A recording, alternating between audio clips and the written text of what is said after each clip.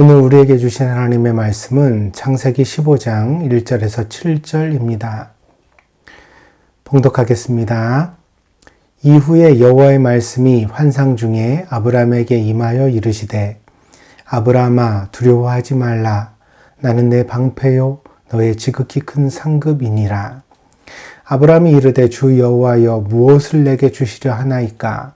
나는 자식이 없사오니 나의 상속자는 이 다메섹 사람 엘리에셀이니이다. 아브라함이 또 이르되 주께서 내게 씨를 주지 아니하셨으니 내 집에서 길린 자가 내 상속자가 될 것이니이다. 여호와의 말씀이 그에게 임하여 이르시되 그 사람이 내 상속자가 아니라 내 몸에서 날 자가 내 상속자가 되리라 하시고 그를 이끌고 밖으로 나가 이르시되 하늘을 우러러 무뼈를 셀 수 있나 보라. 또 그에게 이르시되 내 자손이 이와 같으리라. 아브라함이 여호와를 믿으니 여호와께서 이를 그의 의로 여기시고 또 그에게 이르시되 나는 이 땅을 내게 주어 소유를 삼게 하려고 너를 갈대아인의 우르에서 이끌어낸 여호와니라. 아멘.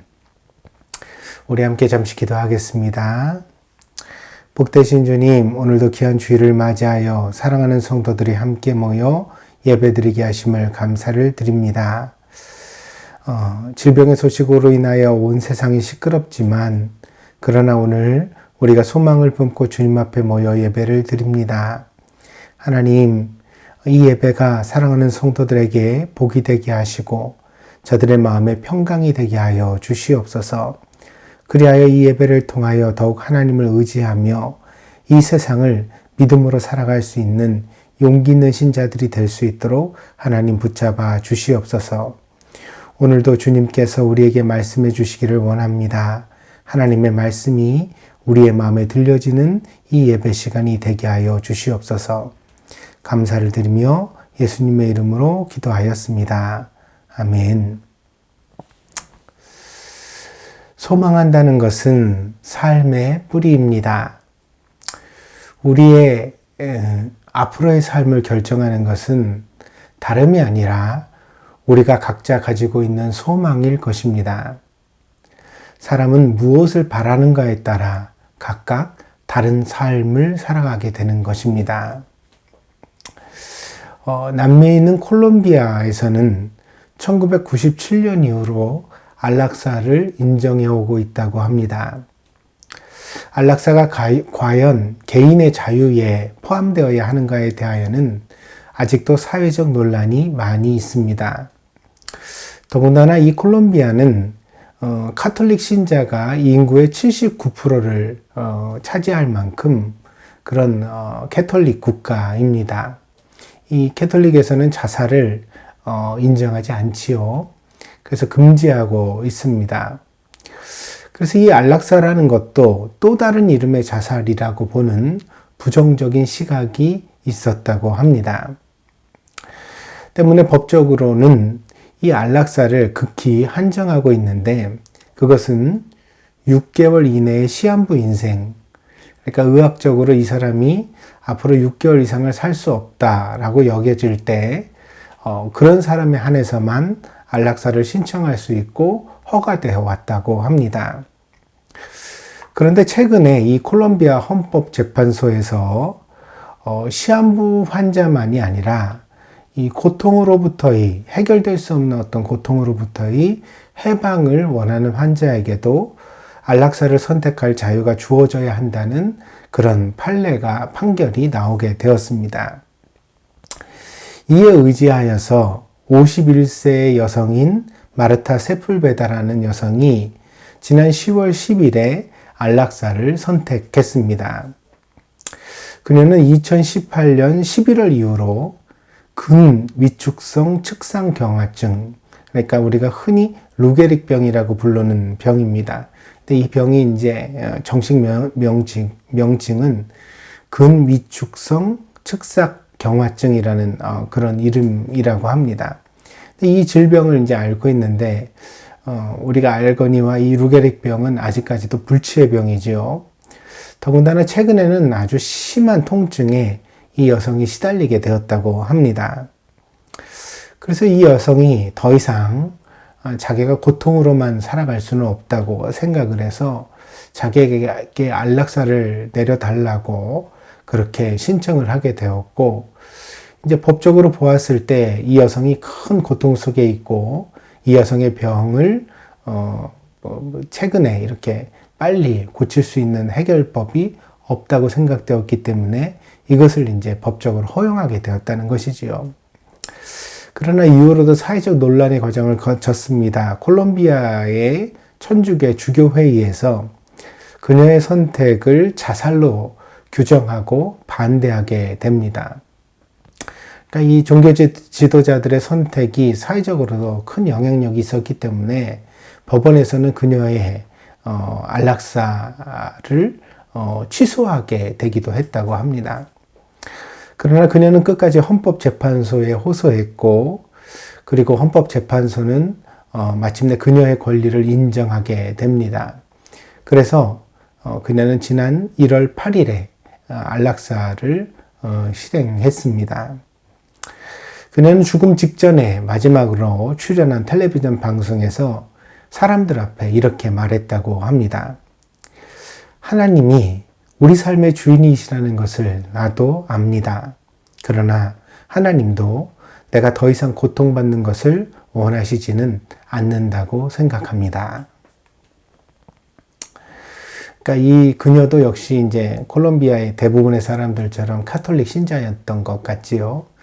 그런 면에서 이제 하나님을 인생의 주인이라고 그렇게 인정하고 있습니다. 이 믿음의 어떤 고백 속에서도 그녀는 자신의 안락사를 결정하는 선택이 결코 하나님의 자비와 사랑에 어긋나는 것이 아니라고 그렇게 주장했던 것이지요. 죽음의 결정은 신중하고 또 신중해야 마땅합니다. 하루가 다르게 기적과 같은 신약이 개발되고 있고, 또한 우리가 살아가는 세상에는 정말 과학이나 의학으로는 설명할 수 없는 기적이 때때로 일어나기도 합니다. 때문에 안락사와 같은 제도를 법과 어떤 우리가 가지고 있는 사회적 규범만으로 가져오는 것은 어쩌면 인간의 능력 밖에 있는, 그러니까 우리의 한계를 벗어나는 결정일지도 모릅니다. 우리가 사형제도도 그런 논란을 하고 있잖아요. 과연 사람이 다른 사람의 목숨을 빼앗는 결정을 내려도 되는가? 그것이 이제 우리가 고민하게 되는 부분이죠. 왜냐하면 우리가 가지고 있는 사법제도가 가지고 있는 한계가 있잖아요. 때때로는 어떤 사람의 누명이 수십 년이 지나서 이렇게 확인되는 경우도 있지 않습니까? 그러니까 우리가 법적으로 재판을 했다고 해서 그것을 완벽하다고 볼 수 없거든요. 근데 완벽하지도 못한 결정에 따라 누군가의 목숨을 뺏는다는 것은 굉장히 위험한 결정이잖아요. 근데 이제 우리가 안락사라는 결정도 그런 것 같습니다. 그러니까 우리가 과연 어떤 사람이 죽음을 선택하는 것을 허용해 줄 그런 권리가 있는가? 그거 우리가 함부로 얘기할 수 없는 부분이라고 생각합니다. 그래서 우리가 주변에 이제 이 OECD 국가에서 한국이 자살률이 굉장히 높은 나라라고 하는데, 그러다 보니까 이제 간혹 우리 주변에서도 자살을 선택하는 사람들의 이야기가 들려지기도 합니다. 그럴 때 우리가 안타까운 심정을 가지고 이런 말을 하거든요. 자살할 용기가 있으면 죽기 살기로 한번 살아보지. 왜 그런 선택을 했느냐. 이제 안타까움에서 나오는 말이죠. 그분이 살아주셨으면 좋겠다. 이런 생각을 가지고 하는 말이라고 이해를 합니다. 그러나 이런 말이 또한 잔인한 말이기도 합니다. 왜냐하면 이 말은 은연중에 그 죽음을 비겁하다고 혹은 성급하다고 판단하는 시각을 깔고 있기 때문입니다. 그러니까 그렇게 성급하게 죽을 필요가 있느냐, 혹은 그렇게 비겁하게 죽을 필요가 있느냐, 용기만 있다면 살 수 있을 텐데, 이런 이야기를 우리가 은연중에 하게 되는 것이지요.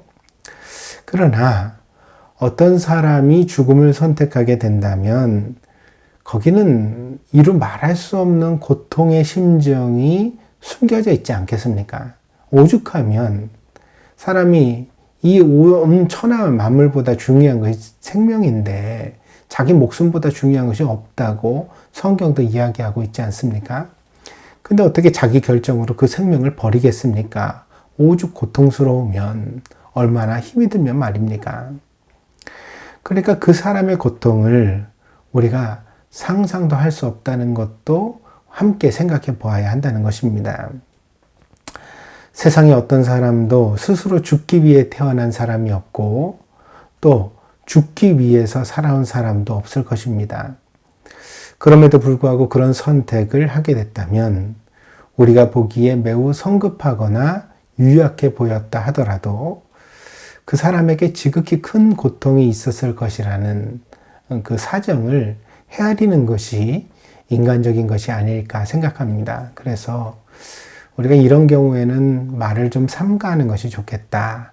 우리의 생각이 조금 스쳐가더라도 함부로 말하지 않는 것이 좋겠다. 그래야 또 다른 사람을 상처 주지 않을 수 있고 또 고인을 욕보이지 않을 수 있겠다. 그런 생각을 해보게 됩니다. 내가 그 입장이라면 나는 다른 선택을 할까? 그럴 수도 있습니다. 그러나 분명한 사실은 사실 사는 것도 죽는 것도 우리 모두에게 참 힘든 결정이라는 것입니다.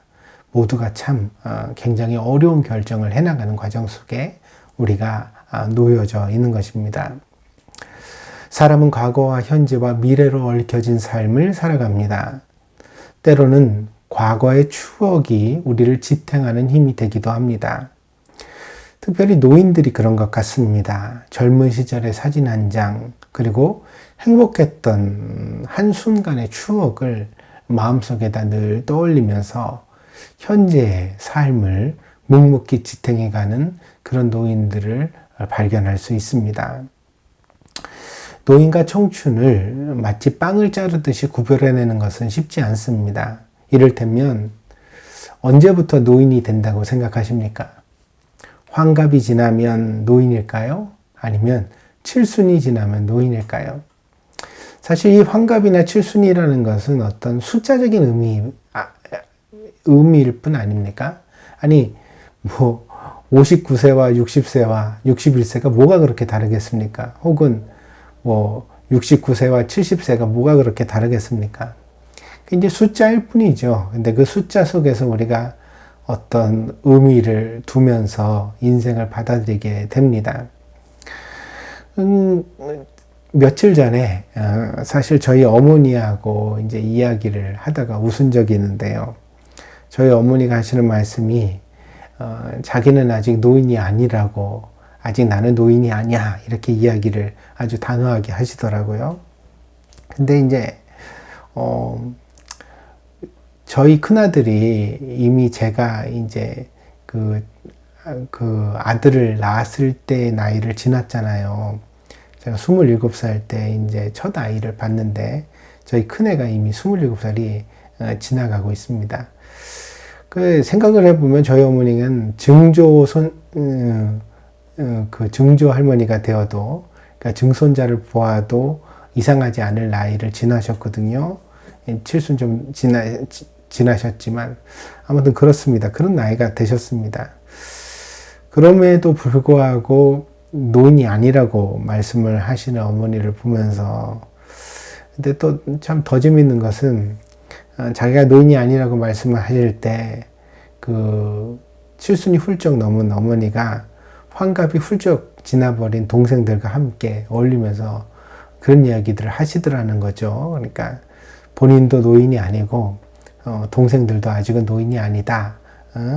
그렇게 이제 이야기하는 것을 들었습니다.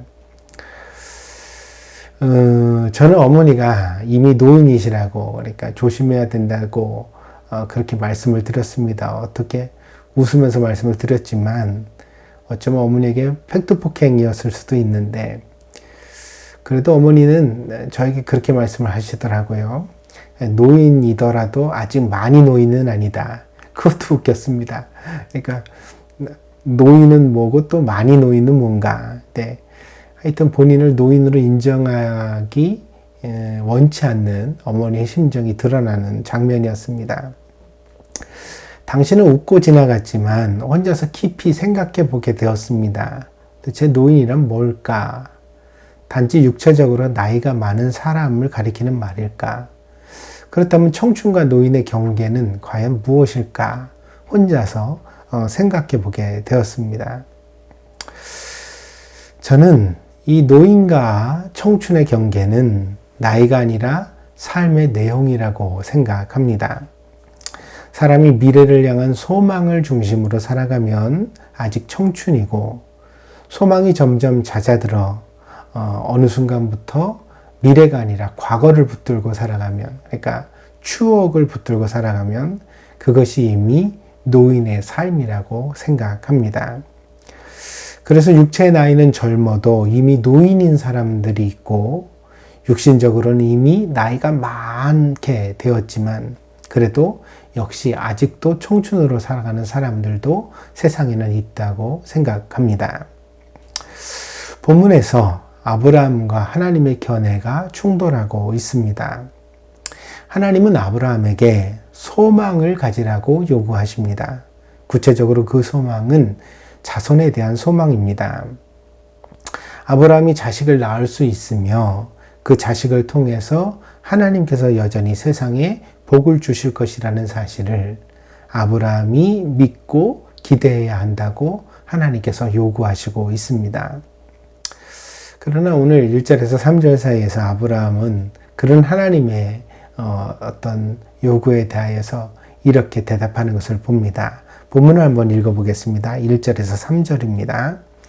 이후에 여호와의 말씀이 환상 중에 아브라함에게 임하여 이르시되 아브라함아 두려워하지 말라 나는 내 방패요 너의 지극히 큰 상급이니라. 아브라함이 이르되 주 여호와여 무엇을 내게 주시려 하나이까? 나는 자식이 없사오니 나의 상속자는 이 다메섹 사람 엘리에셀이니이다.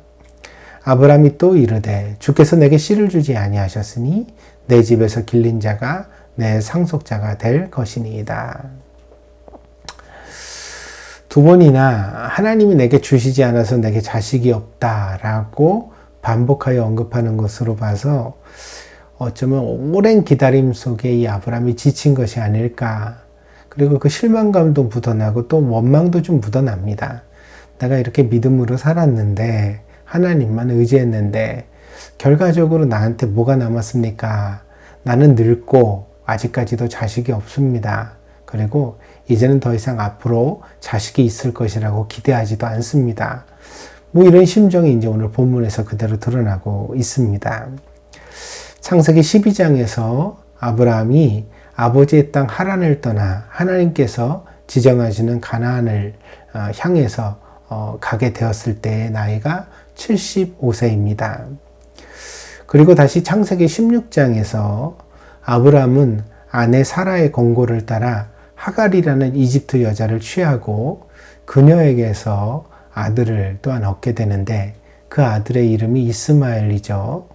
이스마엘이라는 아들을 얻게 됩니다. 그런데 그때 이 나이가 아브라함의 나이가 가나안에 이주한 후 10년이 되던 해라고 그렇게 성경이 증거하고 있습니다. 16장 3절입니다. 아브라함의 아내 사레가 그 여종 애굽 사람 하갈을 데려다가 그 남편 아브라함에게 첩으로 준 때는 아브라함이 가나안 땅에 거주한 지 10년 후였더라. 그러니까 75세에 떠나서 10년 후가 됐으니까 85세가 되었겠지요. 그러니까 그 사이에 오늘 우리가 읽은 본문 15장은 12장과 16장 사이에 위치하고 있습니다. 그런데 여기에 이제 그 앞에 많은 사건이 있거든요. 소돔과 고모라의 사건도 있고 그런 이야기들이 있습니다. 그래서 자기 조카였던 롯과 헤어지는 일도 있었고 또 소돔과 고모라가 하나님께 심판을 받는 사건도 있고 그랬거든요. 그러니까 이 15장의 내용은요 16장에 가까운 때로 보는 것이 마땅합니다. 그렇게 보면 아마도 아브라함의 나이가 80세에서 85세 사이에 있었던 일이 아닐까. 그것도 아마 85세에 좀 더 가깝지 않았을까. 이렇게 우리가 생각하면서 헤아리면서 이 본문을 볼 수가 있겠습니다.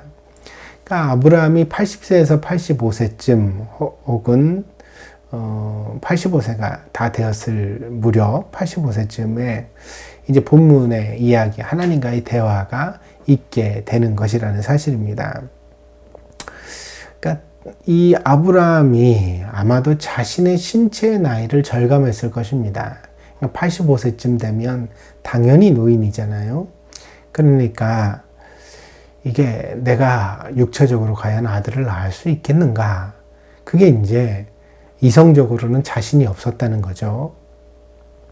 그러다 보니까 하나님이 너에게 복을 주겠다 이렇게 말씀하셨을 때 아브라함의 대답이 뭐 하나님 내가 가진 게 도대체 뭡니까? 뭐 나는 아직까지 자식 하나도 없습니다. 그러면서 자기가 이제 상속자를 세운다면 그것은 자신의 집에서 키운 사람, 이 엘리에셀은 사실 아브라함의 노예였습니다. 근데 이제 아브라함의 집에서 태어난 노예거든요. 그러니까 어릴 때부터 아브라함에게서 컸던 그런 아이죠. 그러다 보니까 이제 똑똑하고 그러니까 이 아브라함이 이 엘리에셀을 자기의 상속자로 지목하겠다고 하나님 앞에 얘기하고 있는 것입니다. 그러나 하나님은 이런 아브라함의 생각을 바꿀 것을 강력하게 요구하십니다. 이후 4절, 5절입니다. 여호와의 말씀이 그에게 임하여 이르시되 그 사람이 내 상속자가 아니라, 그 사람은 이제 엘리에셀이죠. 근데 엘리에셀이 내 상속자가 아니라 내 몸에서 날 자가 내 상속자가 되리라 하시고 그를 이끌고 밖으로 나가 이르시되 하늘을 우러러 무뼈를 셀 수 있나 보라. 또 그에게 이르시되 내 자손이 이와 같으리라. 사람은 보통 자신의 몸에 대하여 자신이 가장 잘 압니다. 아브라함인들 자기의 몸에서 자식이 태어나 하나님께 복을 얻기를 왜 바라지 않았겠습니까? 그러나 그 가능성이 점점 옅어져 가는 세월을 오랫동안 보냈습니다. 그리고 이제 아브라함은 더 이상 미래의 소망이 아니라 과거의 추억에서 위안을 찾기를 원했던 것입니다. 그래서 이 엘리에셀이 태어났을 때 자기 자식은 아니지만 한 사람이 태어나는 것이 얼마나 아브라함에게도 기쁨이고 또 신기했겠습니까? 그리고 또 이 엘리에셀이 이 아브라함의 품에서 자라나면서 비록 자기 자식은 아니지만 이제 재롱도 하고 또 귀염도 받았겠죠. 어린아이들 잘 하는 것 있지 않습니까? 웃기도 하고 뭐 놀이도 하고 또 뭐 공부도 해가지고 놀래키기도 하고 노래도 부르고 그러는 거 말입니다. 그러니까 그런 이제 과거에 엘리에셀을 양육하는 과정에서 이 아브라함이 겪었던 추억, 행복한 추억 속에서 아브라함이 이제 어떤 위안을 얻기를 원했던 것입니다. 그래, 내가 이대로 죽더라도 그냥 끝은 아니야.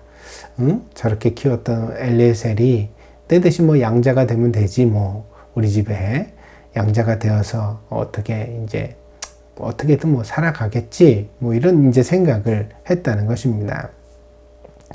그러나 하나님께서는 아브라함에게 소망을 가질 것을 요구하십니다. 과거가 아니라 미래를 응시하라고. 불가능해 보이는 것을 포기하지 말고 소망하며 살라고 말씀하십니다.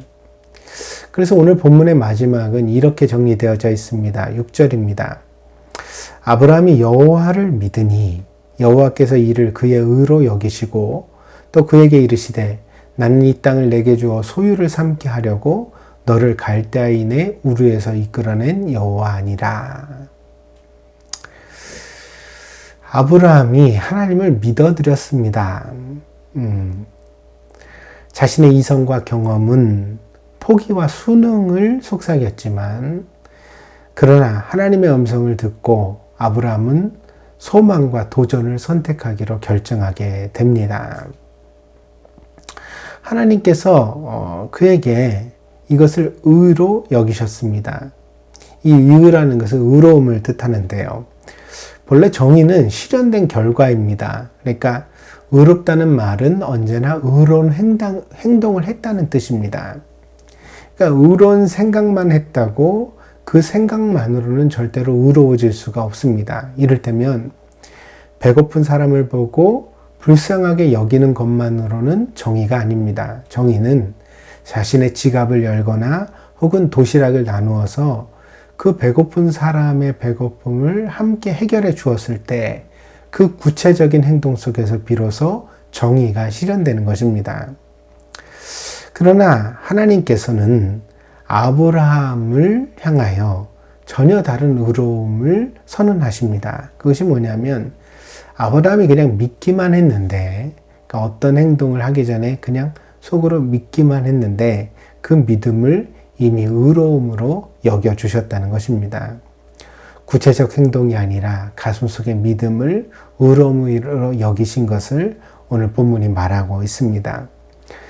그래서 사도 바울은 이것을 로마서에서 이렇게 증언하고 있습니다. 로마서 4장 1절입니다.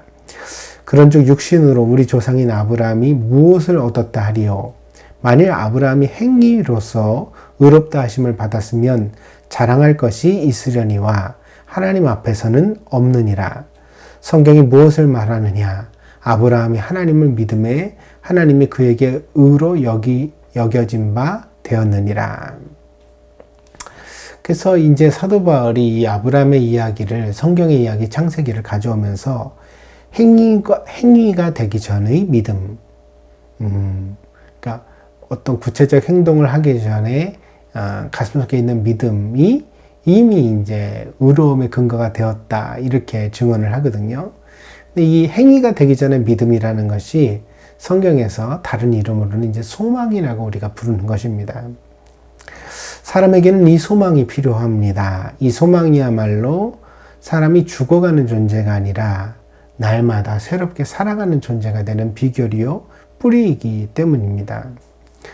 그래서 우리 그리스도인들은 이 믿음의 가장 강력한 특징으로 소망을 가지고 있습니다. 그래서 우리가 잘 알듯이 믿음, 소망, 사랑, 이 세 가지는 항상 있다고 그랬죠. 이 항상 있다는 말은 같이 있다는 뜻입니다. 우리가 위드 코로나, 앞으로의 세상을 이제 이야기하는데 그게 무슨 뜻이냐면 코로나가 있으면서도 완전히 없어버릴 수 없다는 거죠. 함께 존재하게 된다, 이런 뜻이거든요. 근데 믿음, 소망, 사랑도 위드입니다. 그러니까 함께 있습니다. 그러니까 사랑만, 믿음만, 소망만 있는 것이 아니라 이 세 가지는 언제나 함께 있을 것이라고 성경은 전하고 있습니다. 그래서 이 성경 속에서 소망이라는 단어는 믿음의 다른 이름이기도 합니다. 이 믿음은 뭐냐? 그러면 소망이라는 것은 아직 구체적으로 실현되지 않은 믿음, 그러니까 행동하지 못한 믿음, 그것을 이제 의미하는 이름이라고 말할 수가 있겠습니다. 근데 이 소망이 사람을 살아가게 하는 근거라는 것입니다. 우리가 어떤 청춘의 삶을 살아갈 때, 우리가 하나님이 원하시는 어떤 긍정의 삶을 살아갈 때, 그것은 모두 다 이 소망의 뿌리를 내린 것이라고 할 수가 있겠습니다. 지난 1월 11일에 의학적으로 혁신적인 소식이 하나 전해졌습니다. 그것은 미국의 메릴랜드 대학에서 더 이상 소망이 없었던 심장병 환자에게 대제 심장을 성공적으로 이식했다는 소식이었습니다. 57세의 데이비드 베넷이라는 분인데요.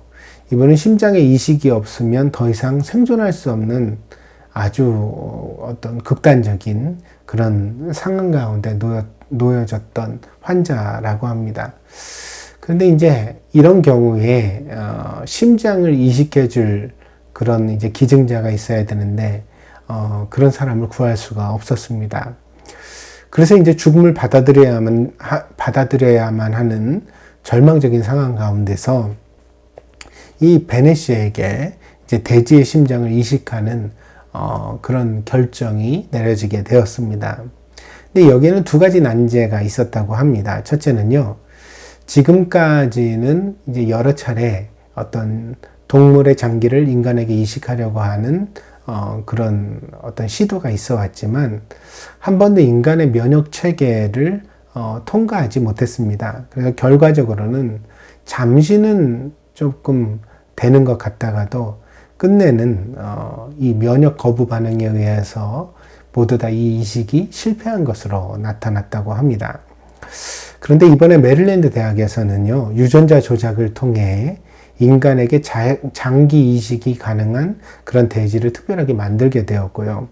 그래서 이번에 베네시에게 어떤 새로운 시도를 할 수 있었다고 합니다. 그리고 두 번째 이 이식 수술의 난제는요, 제도적인 것입니다. 미국의 FDA, 미국 식품의약국은요, 이런 종류의 시술을 엄격하게 통제하고 있습니다. 그러니까 동물의 장기를 인간에게 이식한다거나 이런 수술을 갖다가 이제 제도적으로 일단은 가로막고 있는 거죠. 무분별한 시술이 이루어질 경우 어떤 부작용이 나올지 모르고요. 또한 인간의 경계가 허물어지고 인간성에 혼돈이 올 수 있다. 이런 이제 우려가 있습니다. 그렇죠. 여러분 한번 생각해 보세요. 만약에 동물의 장기를 인간에게 갈아 끼울 수 있다 그러면요.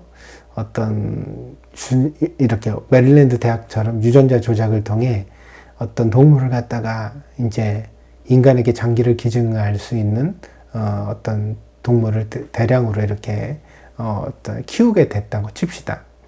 그래가지고 심장도 돼지 거로 갈아 끼고 신장도 돼지 거로 갈아 끼고 폐도 갈아 끼고 간도 갈아 끼고 뭐 이러다 보면요.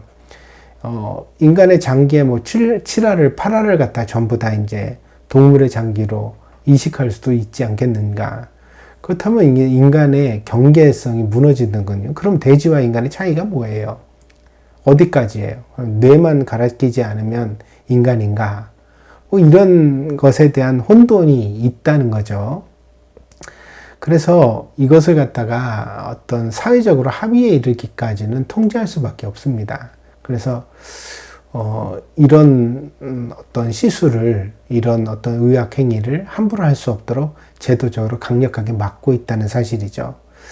그래가지고 이게 이제 허가가 잘 안 됐었는데 이번에 FDA에서는 동정적 조항이라는 것을 적용하여서 이 베네시의 수술을 허용하게 되었다고 합니다.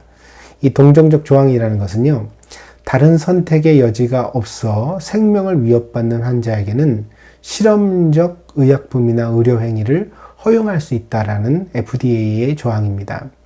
그래서 이 베네시의 경우는 정말 이 수술이 없으면 죽을 수밖에 없는 환자였기 때문에 특별하게 허가를 받아서 이 수술을 할 수 있었다고 합니다.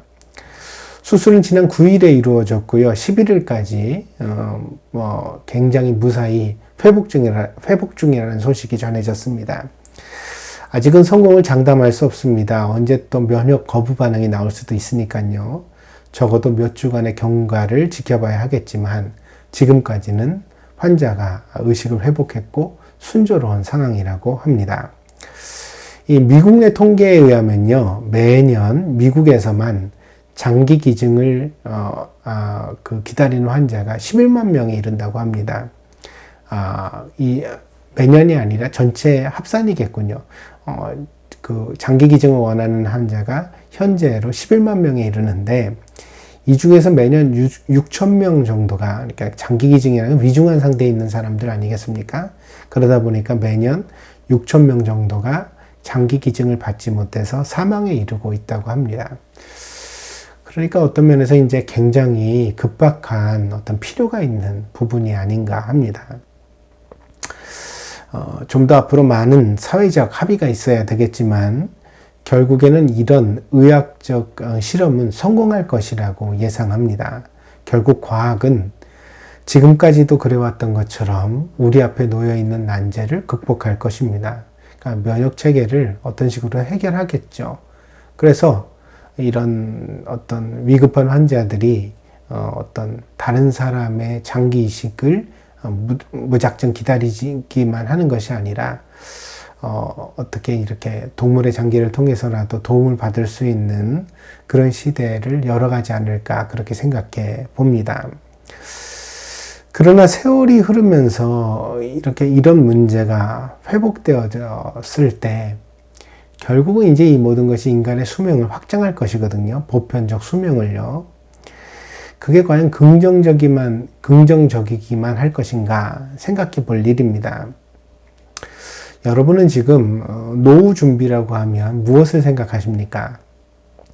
자금만 쭉 충분하게 준비한다면 따뜻하고 행복한 노후를 살게 될 것이라고 기대하시지는 않습니까?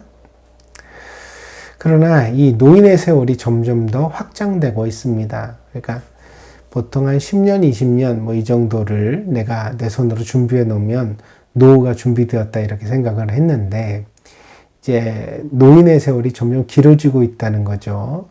그래서 100년 전만 하더라도 환갑이 드물어서 환갑에는 잔치를 했는데 60세가 되었을 때 잔치를 했는데 이제는 보통 사람들의 평균 수명이 7순, 8순을 넘지 않습니까? 그러니까 70세와 80세 사이가 보통 사람들이 기대하는 수명이 되었습니다. 그리고 요즘은 이제 9순, 그러니까 90세를 넘는 분들 혹은 100세도 드물지 않게 보입니다. 그러니까 그만큼 이제 어떤 의학이 어떤 보건적인 그런 측면들이 많이 좋아져서 사람들의 수명이 늘었다는 것을 보여주지 않나 싶습니다. 그러다 보니까 이제 노인에 대한 대비가 굉장히 긴 세월을 필요로 한다는 거죠.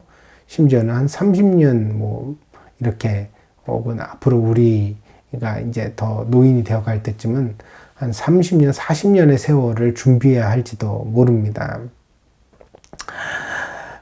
앞으로는 더 많이 인간의 수명이 확장될 것입니다. 더 살고 싶은 인간의 욕망은 과학이라는 수단을 통해 더욱더 그 한계를 넓혀갈 것입니다.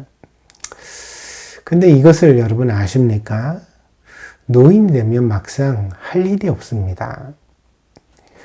노인이 되면요, 젊은이들은 뭐 그렇게 맛있는 것도 막 찾아다니면서 먹고 그러는데, 노인이 되면요, 입맛도 잃어서 그렇게 맛있는 음식도 그렇게 찾기가 힘들고요. 또 젊은 시절에는 여기저기 여행하고 싶은 곳도 많은데 노인이 되면 이 모든 여행이 고통스럽습니다. 그러니까 뭐 집 나가면 고생이라는 게 젊은 사람보다 노인에게는 더 현실적인 그런 이야기거든요. 그러니까 건강이 따라주지 않으니까 여기저기 다니는 것도 힘들어지게 됩니다. 그리고 심지어요, 점점 재미도 옅어집니다. 그러니까 예전에는 막 좋아하던 것들 말이에요. 뭐 영화 강의였다든가 뭐 책을 그렇게 읽었다든가 이런 것들이 다 어떤 육체적 기능이 떨어지면서 능력이 떨어지면서 눈도 침침하고 귀도 잘 안 들리고 이렇게 되어지니까 뭐 뭘 알아들어야 재미가 있죠. 그죠? 보여야 재미가 있고요.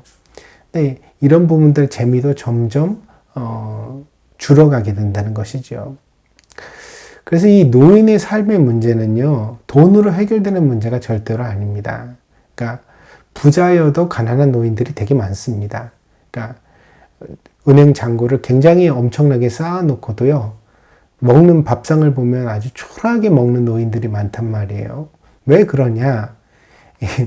돈이 없어 그렇게 먹는 게 아니에요. 안 넘어가니까 그렇게 먹는 거예요.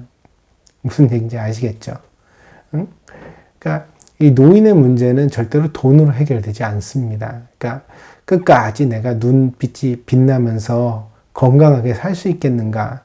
그거를 이제 우리가 아무도 보장할 수 없는 시대를 살아가고 있다는 것입니다. 그래서 여러분 주변을 한번 잘 살펴보시기를 바랍니다. 그러면 야, 돈만 있다고 행복한 노후가 보장되는 것이 아니구나. 즉시로 깨달을 수 있을 것입니다.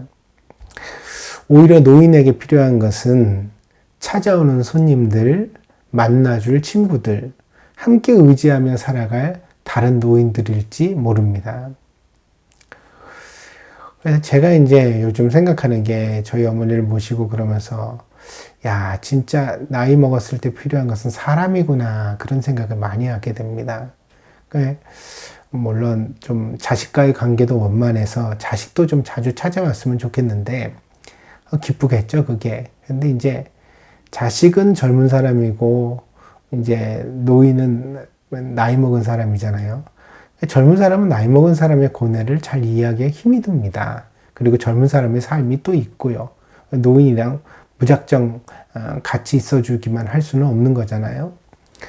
그러다 보니까 이제 노인에게는 사실 노인이 필요한 것 같습니다. 그래서 좀 곁에서 같이 나이 들어가 줄 사람이 있어야 되지 않겠는가.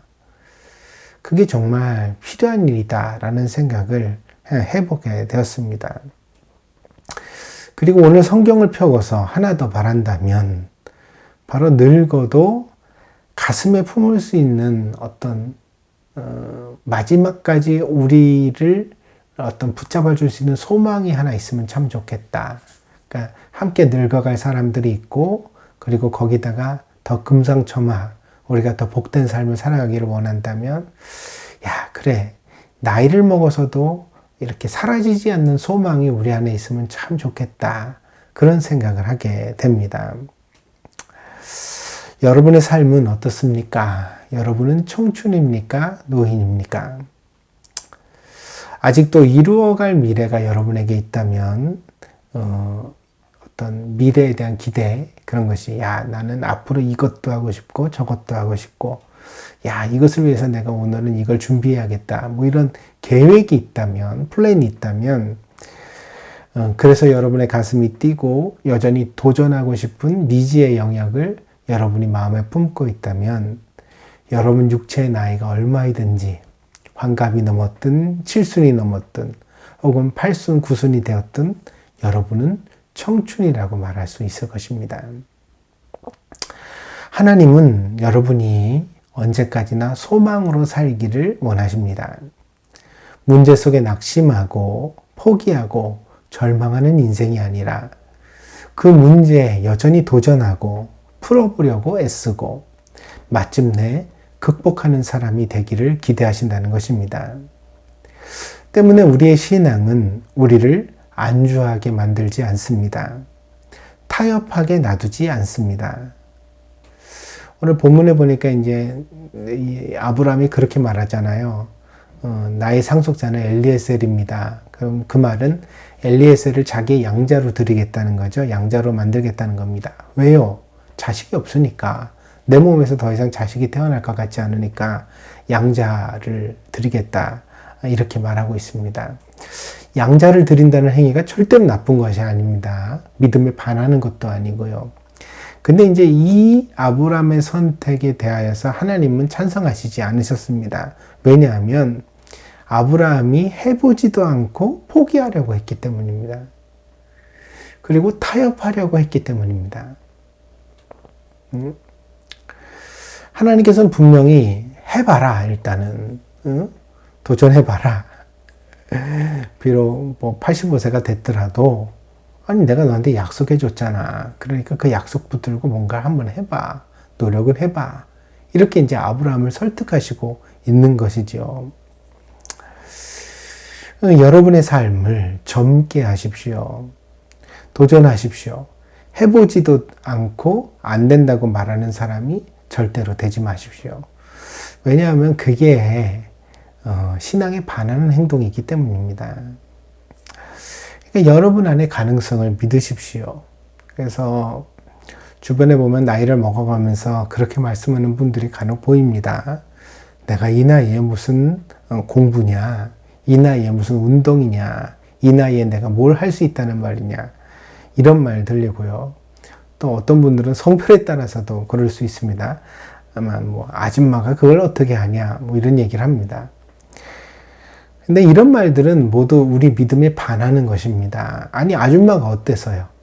이 나이가 어때서요? 이 나이가 어떠냐 그러니까 무슨 유행가 가사 같은데 그야말로 이 나이가 어떻습니까?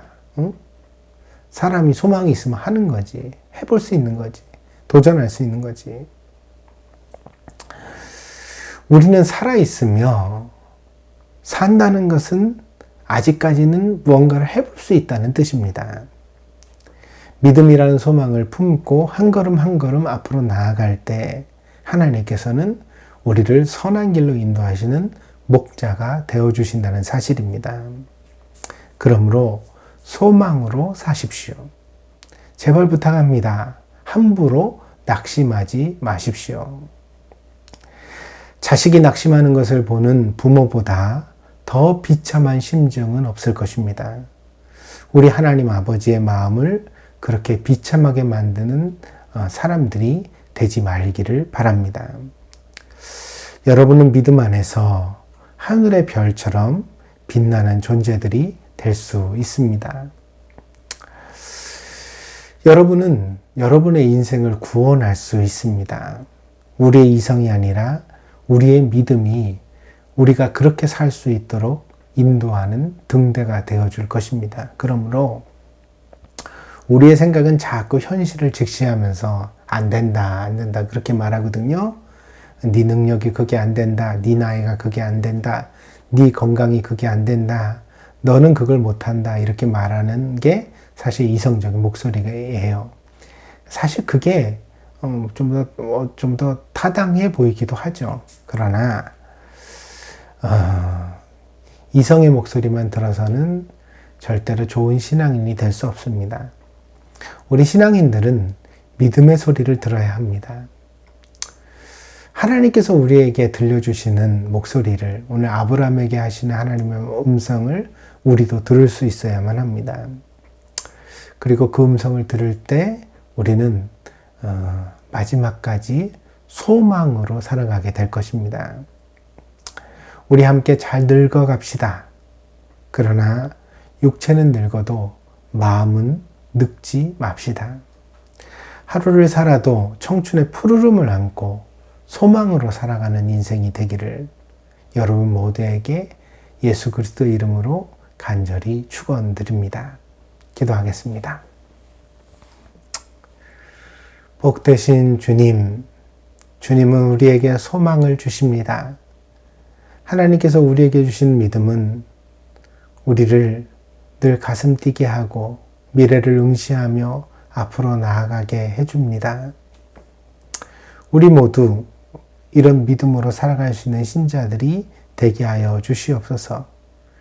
그래서 안 된다, 못한다, 불가능하다 말하지 않게 하시고 하나님이 나와 함께 하시면 내게 능력 주시는 자 안에서 내가 모든 것을 할 수 있다고 고백하는 믿음의 사람들이 되게 하여 주시옵소서. 그리하여 우리가 이 땅을 살아가는 마지막 날까지 우리의 마음속에 푸르름이 있게 하시고 떨림이 있게 하시고 기대가 있는 인생 되게 하여 주시옵소서. 하나님께서 우리와 함께 하시기를 간절히 원하며 모든 말씀 예수 그리스도의 이름으로 기도하였습니다. 아멘. 이어서 한 가지 광고 말씀을 여러분에게 드리겠습니다. 다른 광고야 우리 유인한 집사님과 장소 집사님이 잘 여러분들에게 알아서 해주실 것이라고 믿는데 오늘 특별한 광고를 하나 드리려고 제가 설교에 이어서 여러분에게 이야기를 드립니다. 다름이 아니라 일본 내 코로나 상황이 다시 심각해지고 있습니다. 지난주에 이제 동경의 확진자가 1000명을 넘었다는 이야기를 들으면서